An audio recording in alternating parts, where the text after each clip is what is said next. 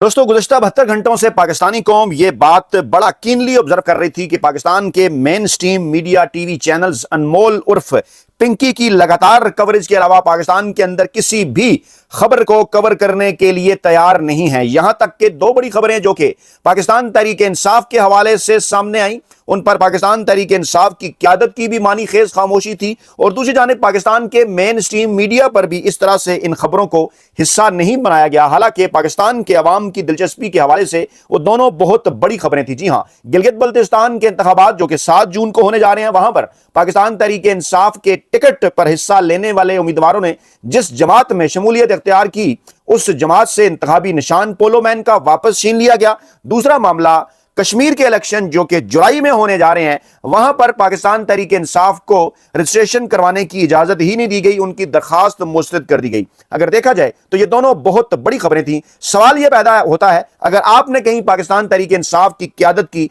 इसके ऊपर कोई रद्द अमल देखा हो या कोई प्रेस कॉन्फ्रेंस देखी हो, बड़ा हैरान हूं मैं, और जहन में यह सवाल उठता है कि पाकिस्तान तहरीक इंसाफ की क़यादत कहां है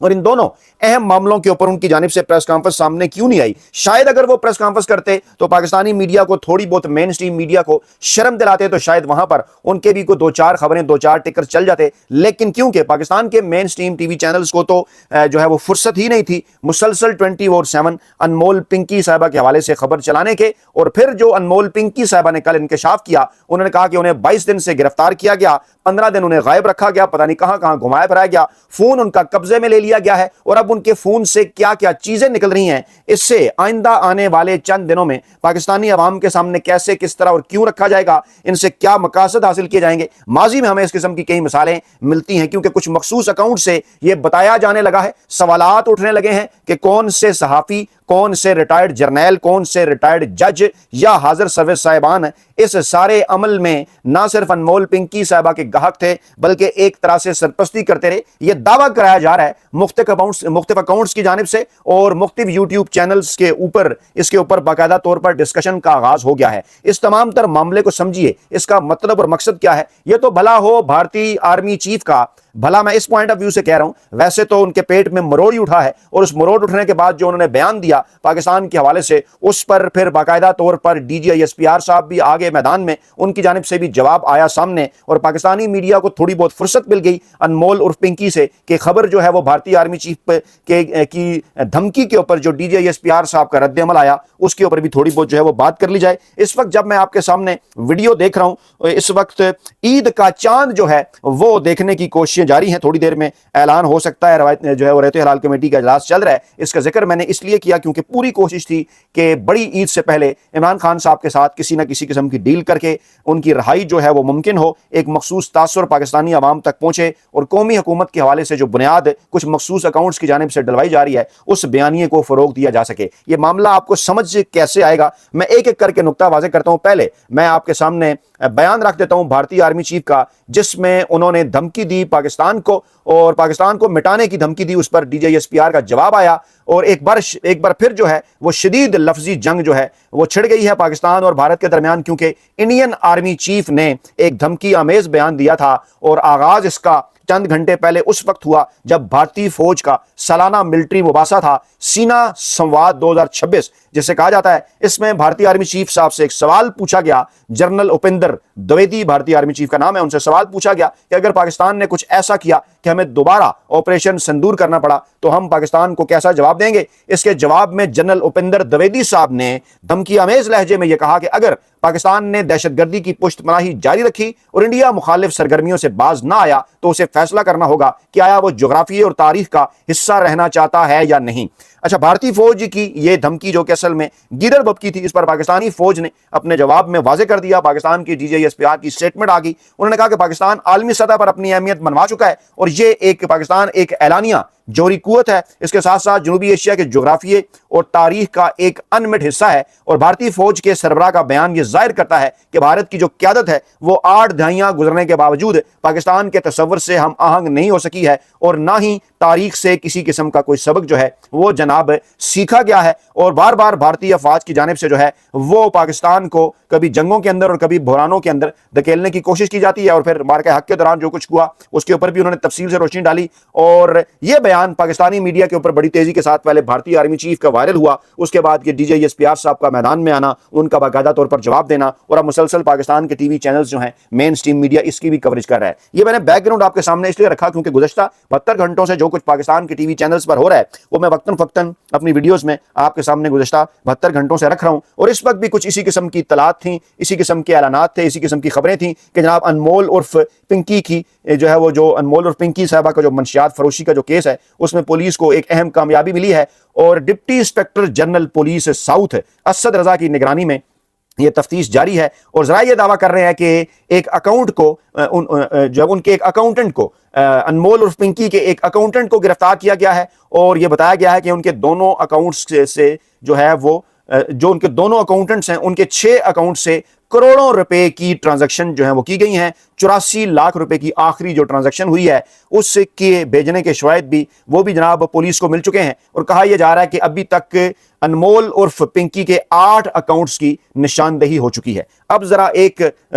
جو ہے وہ تھوڑے سے وقت کے لیے ذرا رکیے 1 منٹ کے لیے, اور ذہن میں لے کے آئیے انمول عرف پنکی کا وہ بیان, اسے دونوں طرح سے دیکھا جانا چاہیے, کیونکہ کہا یہ جا رہا تھا, دعویٰ یہ کیا جا رہا تھا کہ 28ویں آئینی ترمیم کے لیے بندے پورے کرنے کے لیے انمول عرف پنکی صاحبہ کو میدان میں اتارا گیا ہے, اور آصف زرداری صاحب کے اوپر اور پاکستان پیپلز پارٹی کے اوپر دباؤ بڑھانے کے لیے اب آہستہ آہستہ آگے چل کر ان کے ہینڈلرز جو ہیں وہ سامنے لائے جائیں گے, اور پھر پاکستانی قوم کے سامنے یہ انکشاف رکھا جائے گا کہ یہ دیکھیے جناب ان کے پیچھے تو فلاں فلاں سیاستدان ہے, یا ان کے پیچھے فلاں فلاں شخص ہے. اور ماضی میں ہم اس قسم کے کئی جو واقعات ہے وہ ماضی میں بھی ہم اس طرح کے ادوار کے اندر جب پاکستان میں اس طرح سے جو ہے وہ سویلین حکومت نہیں ہوتی بلکہ ہائبرڈ رجیم چل رہا ہوتا ہے, تو اس قسم کی مثالیں ہم ماضی میں بھی 60 70 80 کی دہائی کے اندر بھی سال 2000 کے بعد بھی اس قسم کی مثالیں موجود ہیں. میرے اپنا جو میڈیا کا 25 برسوں کا ایکسپیرینس ہے اس میں جنرل مشرف صاحب کے دور کے اندر بھی اس قسم کے کئی ایسے جنہیں آئی واش کہنا چاہیے یا جنہیں اسموک اسکرین کہنا چاہیے, اس قسم کے جو واقعات ہیں وہ جانتے بوجھتے ہوئے میڈیا کی زینت بنائے جاتے رہے. کبھی لال مسجد اور کبھی چیف جسٹس صاحب کی بحالی کی مہم, اور پھر اس کی آڑ میں کیا کچھ ہوتا رہا پاکستان کے اندر, وہ اب ایک پوری تاریخ ہے. پیچھے مڑ کر جب ہم دیکھتے ہیں تو صورتحال سمجھ میں آتی ہے, اور وہ کہتے ہیں کہ جب آپ ایک حادثے کے اندر ہوتے ہیں, کوئی ایکسیڈنٹ بھی ہو جائے تو وہاں کھڑے ہو کے آپ کو اندازہ نہیں ہوتا کہ میں کدھر ہوں, کیا ہو رہا ہے, کس کی غلطی ہے کس کی نہیں ہے. اس حادثے کی جگہ سے ہٹ کے تھوڑا دور جا کے آپ جب دیکھتے ہیں پورے اس سین کو تو آپ کو پتہ چل جاتا ہے کہ کیا واقعہ تھا یہ, اور عرصہ گزر جانے کے بعد آپ بہتر طریقے سے اس کا جو انالیسز ہے وہ بھی کر سکتے ہیں. تو اس کے بعد پھر ایک انمول عرف پنکی صاحبہ کا کل ایک دعویٰ سامنے آ گیا. پہلے انہوں نے کہا کہ خود تو ڈوبیں گے صنم, تم کو بھی لے ڈوبیں گے. اس کے بعد پھر ان کی کچھ آڈیوز وائرل ہوئیں, پھر یہ کہا جانے لگا جناب یہ تو بہت بڑا نیٹ ورک ہے, اس کے اندر کون کون سیاستدان ہیں, اداکاراؤں کے نام لیے جاتے رہے, کچھ لوگوں نے میرا کی تصاویر لگائیں, کچھ لوگوں نے جو ہے وہ ججوں جرنیلوں کی تصویریں لگا کے ان کی آنکھوں کے اوپر پٹیاں بھی لگائیں تاکہ جو ہے وہ اس قسم کا ایک جو ہے وہ ایک تاثر ایک کنسیپٹ سامنے آئے کہ جناب فلاں فلاں لوگوں جو ان کے گھاک ہیں. اچھا کیا کہا انمول پنکی صاحبہ نے, وہ بڑا انپارٹنٹ تھا. انہوں نے کہا جی مجھ پر تشدد کیا جا رہا ہے, اور یہ کہا جا رہا ہے کہ آپ کے گھر والوں کو اٹھا لیا جائے گا, اور مجھے بار بار یہ کہا جا رہا ہے کہ آپ بنی گالا کے ایک بندے کا, بنی گالا کے ایک شخص کا نام لیں کہ وہ بھی جناب آپ کے گاہکوں کے اندر شامل ہیں. اب 2 طرح کے کنسیپٹ آئے, ایک تو یہ تھا کہ جناب کہیں وہ بھی آپ کے گاہکوں کے اندر شامل ہیں, اور دوسرا یہ تھا کہ ان کے ساتھ بھی آپ کے روابط تھے اور اس معاملے کو عمران خان سے جوڑنے کی کوشش کی جائے. اچھا ذرا غور کیجئے, تقریباً 3 سال کا عرصہ ہو چکا ہے عمران خان صاحب کو جیل کے اندر, ہونے والے ہیں بالکل 3 برس, اور اس دوران تمام تر کوششیں ان حلقوں کی جانب سے کر لی گئیں جو کہ پاکستان کے اندر ہمیشہ سے حکمرانی کرتے رہے ہیں گزشتہ 75 برسوں کے اندر, لیکن وہ والا معاملہ نہ ہو سکا جو کہ